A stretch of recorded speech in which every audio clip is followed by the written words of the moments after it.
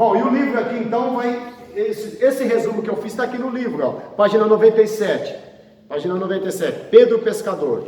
Simeão, variante grega do nome Simão, era o nome original de Pedro, que foi apelidado de Cefas, que é rocha, por Jesus, né? Cefas Petrus, em grego, filho de Jonas, com quem aprendeu o ofício da pesca, nasceu na cidade de Betsaida, às margens do mar de Tiberíades, e passou boa parte da sua vida adulta trabalhando como pescador, atividade que rendeu sociedade com seu irmão André, Tiago e João. Uma empresa pesqueira. Esse discípulo de personagem marcada pela generosidade, era uma pessoa generosa, entusiasmo, franqueza e impulsividade. Não é? E também e temperamento forte também, né?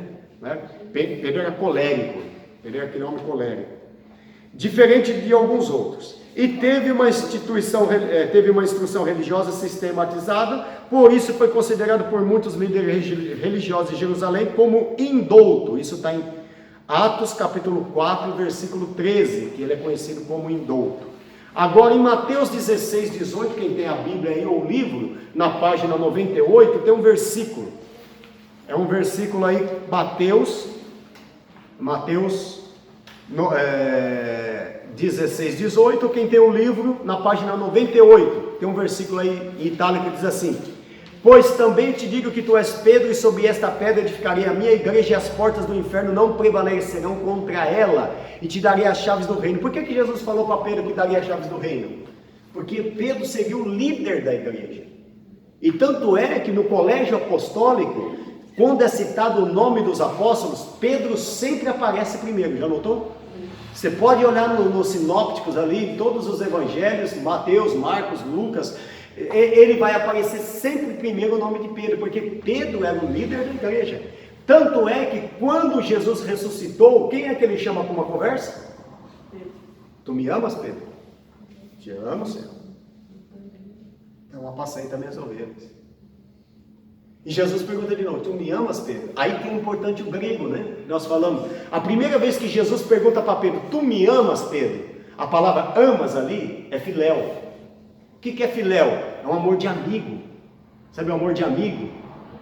Quando Jesus pergunta para Pedro: tu me amas, Pedro? Pedro disse assim: tu és o meu melhor amigo. Aí Jesus pergunta de novo: tu me amas, Pedro? Ele responde novamente: tu és o meu melhor amigo. Mas quando ele pergunta pela terceira vez, quem sabe aí na terceira Pedro caiu em si, que negou a Jesus. E ele diz, só que ele não responde com amor filéu. Quando ele vai falar: tu sabes que eu te amo, ele não disse filéu, ele disse ágapo, ou agapau, depende da tradução, né? Em grego ou latim, ágapo ou ágape, tá? Pode ser ágape também, ou agapau, que quer dizer o quê? É o amor de Deus. Ele diz: tu sabes que eu te amo. Aí ele respondeu com o amor que Jesus queria que ele respondesse. Porque esse é um amor que não amena de nenhuma necessidade humana, irmãos. Não precisa de alguma coisa para se manifestar. Porque o amor de amigo, você precisa agradar ele para ele ser seu amigo, né? O amor de pai para filho tem que ter uma ligação. O amor eros, também tem um amor eros, que precisa da paixão, né? Porque é fácil você amar uma pessoa que te dá uma cesta básica, não é? Você está passando fome, aquela pessoa te dá uma cesta básica, você vai amar ela, vai amar ou não vai? Ah, eu amo tanto aquela pessoa. A pessoa te dá um carro, você andar na pé, o irmão te dá um carro, você vai amar ou não vai?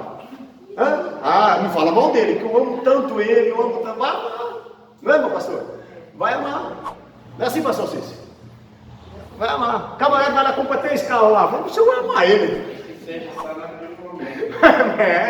Agora o amor ágape é um amor que não amena de nenhum sentimento, não precisa de nada para dizer, é o amor de Deus. O que nós poderíamos fazer para ganhar alguma coisa de Deus, irmão? Um povo ruim que nem nós, fala a verdade.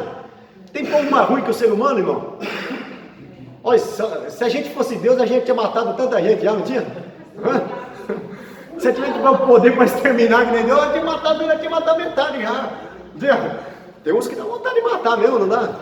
Pega o estuprador do parque lá, não sei o que, a pessoa que joga criança lá da alta do prédio, não sei o que. dá vontade de... Mas é um amor que não amena de nenhuma necessidade humana, é o amor de Deus. Por isso que a Bíblia vai dizer, amou o mundo de tal maneira, de uma maneira que não dá para calcular, né? Tá bom? Aí vai dizer assim, tu és Pedro, e sobre esta pedra edificarei a minha igreja, e tudo que ser ligado na terra será ligado no céu. E as portas do inferno, vai dizer mais para baixo depois, que não prevalecerão contra ela. Eu já falei isso numa outra aula, vou só relembrar aqui, né? É bom a gente dar uma relembrada, e para os irmãos que não sabem ficar sabendo. Jesus estava do outro lado do mar da Galileia, do lado dos gentios. E nesse lado dos gentios, em Decápolis, tem até hoje lá, existe até hoje uma caverna, tá? Existe uma caverna lá, um buraco, e eles acreditam que ali é a porta do inferno, que os demônios entram e saem por ali, tá? E ali é uma rocha, uma montanha muito alta, e dentro tem uma caverna, e essa caverna é conhecida como a boca do inferno, alguma coisa assim, tá? Pode procurar na internet, você vai encontrar no Google, eu já até mostrei a foto aqui. E Jesus chega justamente nesse lugar e fala assim, ó, tu és uma pedra pequena, e ali era uma grande rocha, fala, sobre esta pedra, mas não essa aí, eu edificaria a minha igreja. E como ali atrás tinha um lugar que eles falavam, que inclusive tinha um deus para eles lá, que era um bode, né, que, principalmente esse deus, para eles, para Decápolis ali, ele falou, ó, e as portas do inferno não prevalecerão contra ela. Jesus sempre usava o contexto da época para explicar. Amém? Tá? Bom, ele era o líder, né? Sempre lista em primeiro. Pedro, outra coisa que nos chama a atenção, que Pedro é tanto líder da igreja, que foi ele que comandou ali no momento, né? Que foi direcionado por Deus, na hora de trocar. Lembra que Judas se enforcou, né? Se suicidou. E aí é elegido um outro apóstolo no lugar de Judas. Quem sabe o nome dele? Matias, né? Matias. Lançaram sorte. Como era lançar sorte? Geralmente era por Urim e Tumim. Urim e Tumim era uma peça que tinha, era uma peça que ela girava, você girava ela e tinha duas pedras, uma em cada lado. Uma pedra chamava Urim e a outra chamava Tumim. Então você disseram, ó, se cair em Urim vai ser Matias, se cair em Tumim será o outro apóstolo. Tá? Então jogava, batia aquela pedra, e aquela pedra que parasse para o lado de cima era uma das formas de se escolher. Por isso que fala, lançou sorte e caiu sobre ele, não diz assim? E lançou sorte e caiu sobre Matias. Agora Matias eu sei que você sabe o nome, mas eu duvido que você sabe o nome do outro que não foi escolhido. Qual é o nome dele? Ih, agora eu apertei vocês. Ele era apóstolo?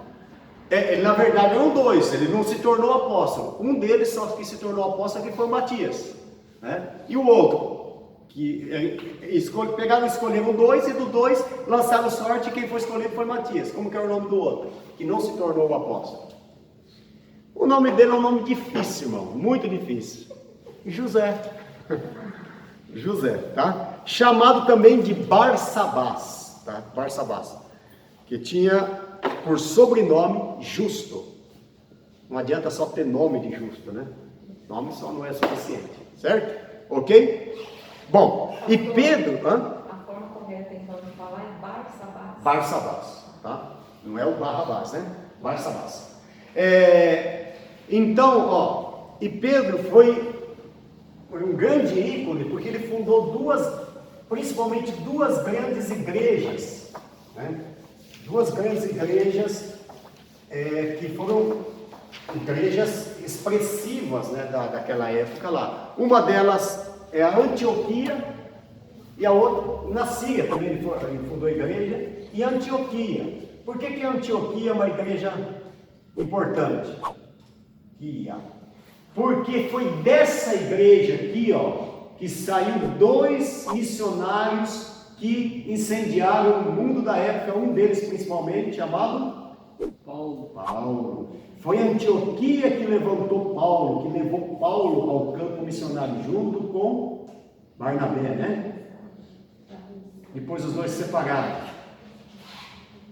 Ok? Então foi daqui que saiu, dessa igreja, foi a Antioquia que enviou esse missionário para evangelizar o mundo da época. Ok? E quem fundou a Antioquia? Pedro, certo? Agora, aí vai dizendo alguns feitos de Pedro na página 99, vai dizendo alguns feitos que Pedro fez, né? Aquele Pedro que era nervoso, aquele Pedro que negou Jesus, aquele Pedro que cortou a orelha, aquele Pedro que falava que vinha, depois Jesus dava uma chapuletada nele, né? Para trás de mim, Satanás. Esse mesmo Pedro aí, ó, tá aí na página 99. Ele levantou um coxo, ressuscitou Dorcas, ele falou da fraude cometida por Ananias e Safira, que morreram ali na hora, fez o batismo de Cornélio, e naquele momento ali que foi batizado com o Espírito Santo, quando 3.000 almas também aceitaram Jesus, depois 5.000 almas, e sem falar do coxo, lembra do coxo? Na porta da porta da, como é que chamava a porta? Formosa. Sabe por que essa porta era chamada de Formosa, irmãos? Ela tinha 20 metros de altura. Era feita de bronze corinto. O sol, quando o sol brilhava, ela brilhava, né? Resplandecia. Precisava 20 homens para fechar essa porta. Então era o cartão postal da época. Se fosse hoje, todo mundo ia querer tirar uma selfie. Não ia? Eu não ia. Vou tirar uma selfie na porta. Estou aqui na porta Formosa. Estou colocando o canto aqui tirar selfie. Né? Tirar selfie até com prato de comida, não tinha? Aí comer, tirar selfie. O tempo de Salomão. O tempo de Salomão. Então foi o tempo de Salomão. Só que se tiver, só que ele está tirando a foto. Na porta do templo ficava o quê? Um coxo mendigo.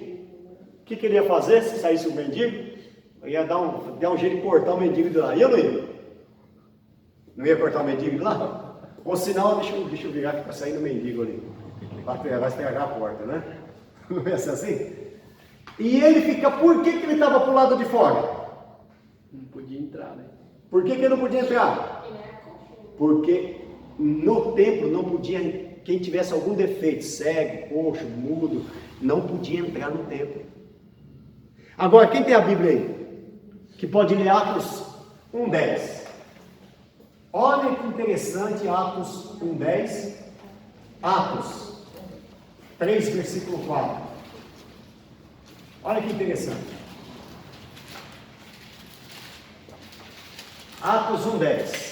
Quem pode ler? Depois outro irmão lê Atos 3, versículo 4. Quem achou, diga amém. Leia aí, serva de Deus. Atos 1:10. Estando com os olhos fitos no céu, Olhos fitos no céu, certo? No céu. Quem que estava olhando para o céu? Até ele, irmão. Quem que estava olhando para o céu? Os quase 500 que viu Jesus subir. E o Pedro e João estavam lá ou não estavam? Estavam, os apóstolos estavam lá, certo? E agora, Pedro e João vê Jesus subindo alto, os olhos deles estavam fitos no céu.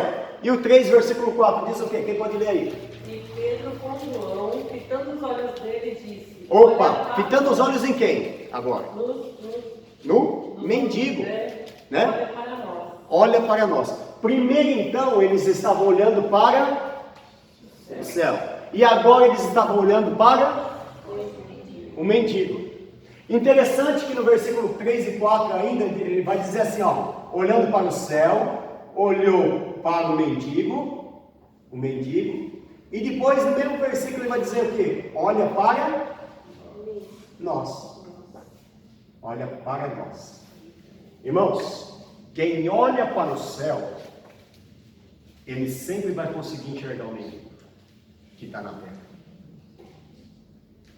E quem olha para o céu, olha para o mendigo. Quem olha para Jesus, consegue olhar o exaurido, o ferido, o caído, o machucado, o perdido, o que está caído no chão. Então, quem olha para o céu, consegue olhar para o mendigo e tem autoridade, tem direito de dizer, olha para nós. Quem não olha para o céu, não vai olhar para o mendigo. E não tem autoridade para dizer, olha para nós.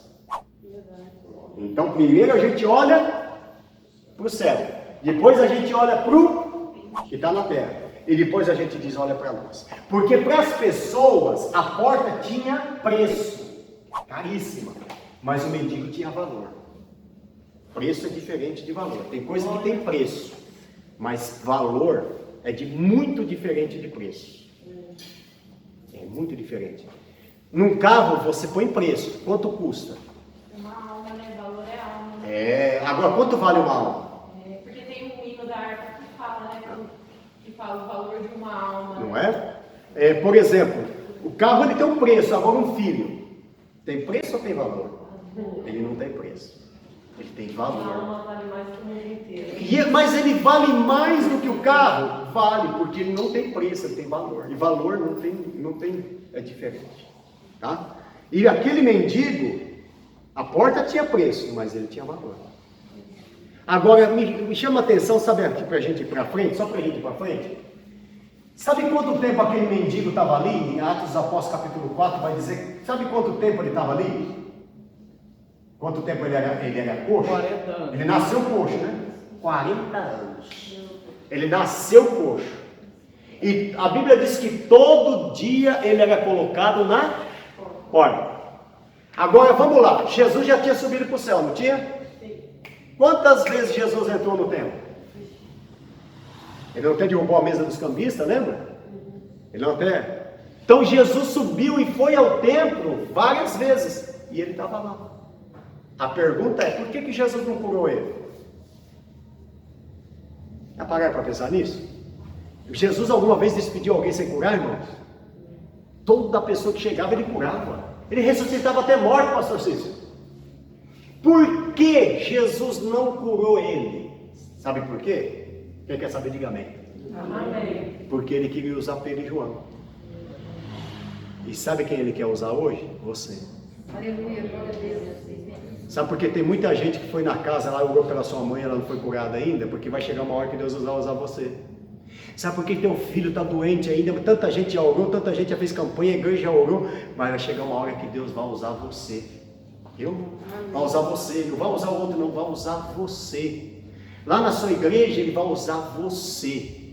Chegou a hora de Deus usar você. Quem crê nisso, diga amém. Amém. Bom, vamos para frente aí.